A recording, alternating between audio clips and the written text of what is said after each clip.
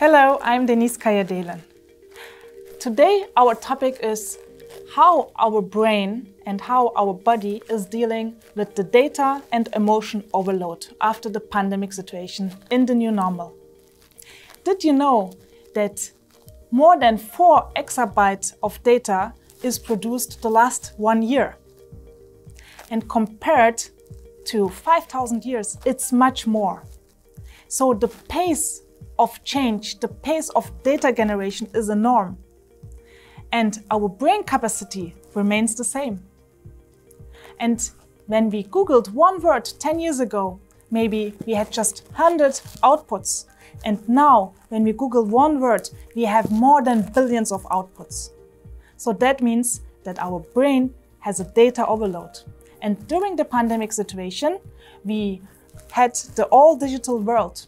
Our Zoom calls, team calls, emails, messages, and we dealt in this digital world during our isolated stage.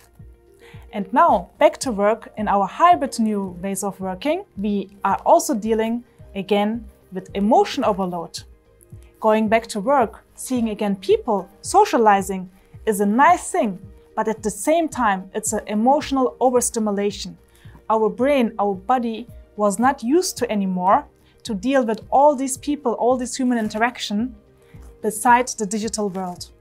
So now, what is the biggest change? We have the data overload, the digital world, and at the same time, we have again our old reality, our socializing lives, our people, and our relationships. But it is not like before the pandemic situation, because now we try to balance the digital world and the real world at the same time. And that causes stress. That causes lack of focus, lack of concentration. It's become harder and harder to focus on one thing, to avoid multitasking. And how we can deal with this data and emotion overload and increase our happiness and our focus. Let's explore that together.